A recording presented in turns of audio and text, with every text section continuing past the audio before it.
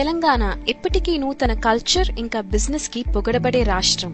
మహిళా empowerment party యొక్క diamond కి ఓట్ చేసి మనం తెలంగాణ స్టేట్ ని ఇంకా ఉచ్చుతకు తీసుకువెళ్లొచ్చు. ఈ స్టేట్ యొక్క కల్చర్ ఇంకా బిజినెస్ ని ఇంకా ముందుకు తీసుకెళ్లేందుకు ఒక బలమైన మరియు విశ్వస్త సర్కారు అవసరం.